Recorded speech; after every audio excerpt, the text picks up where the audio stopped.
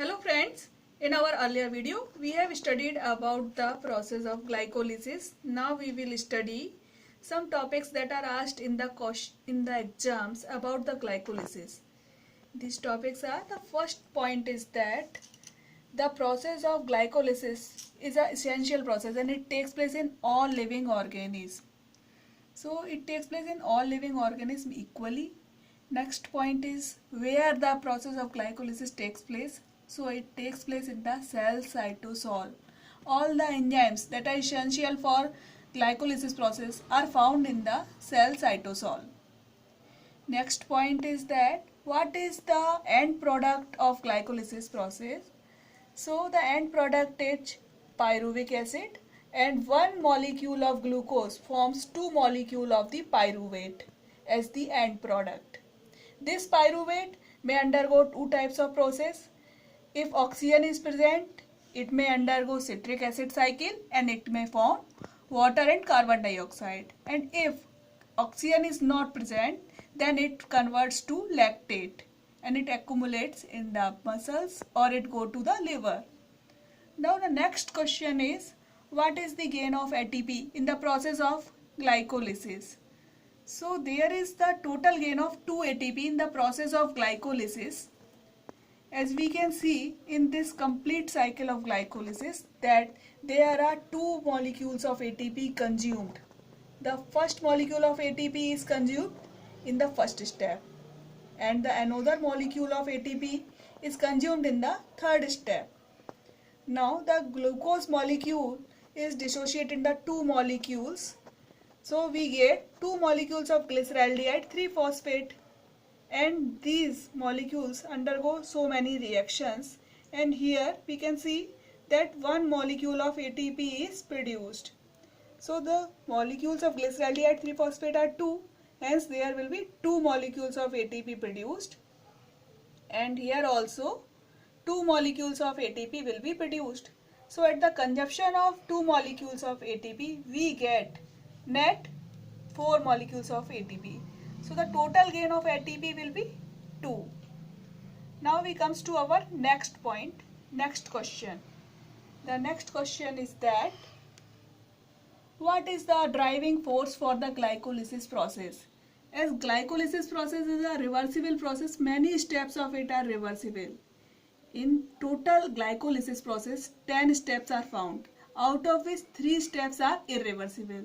These 3 irreversible reactions are the driving force for this process.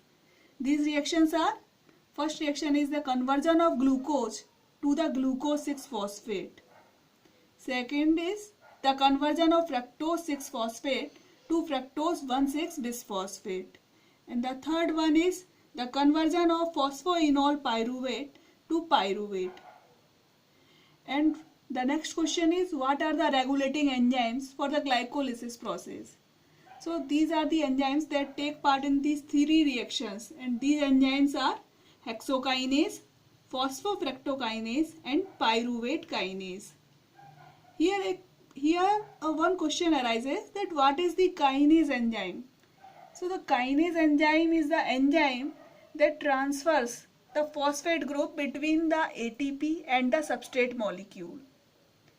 Next we comes to another question. The activity of phosphofructokinase. It is regulated by the concentration of ATP and ADP. If the concentration of ATP is higher, the activity of phosphofructokinase is inhibited and the glycolysis process is also inhibited. But if the concentration of ADP is more, then the activity of phosphofructokinase is activated and the glycolysis process forwards in the forward direction.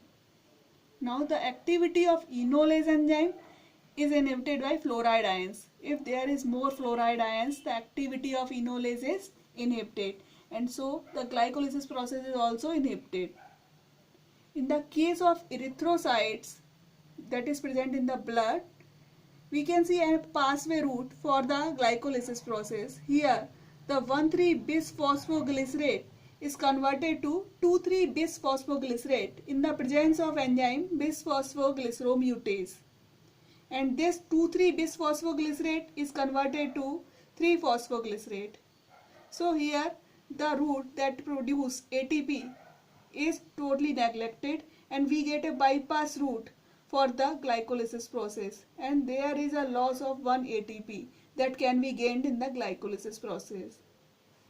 Next topic is that in the case of deficiency of thymine, when we see a deficiency of thymine in a person, the activity of pyruvate dehydrogenase is inhibited. This, as a result of this, the metabolism of pyruvate is inhibited, so it forms the lactate, and this results in the lactate acidosis. It means the accumulation of lactic acid in the muscles. This is called lactate acidosis. In the case of next question is that the glycolysis process is anaerobic or aerobic. So we can see in the erythrocyte and brain where mitochondria are not present, the pyruvate formed does not undergo citric acid cycle, so this forms lactate. And in muscles also, where oxygen is present in less amount when we do hard workout, then the pyruvate forms lactate. As you can see here also, the pyruvate, that is the end product of glycolysis, may undergo two types of process. In the presence of oxygen, it undergoes citric acid cycle that takes place in mitochondria, and it forms carbon dioxide and water. But when there is lack of oxygen or mitochondria is not present, the pyruvate forms lactate that is transferred to the liver. So this is all about the glycolysis process. Thank you for watching this video.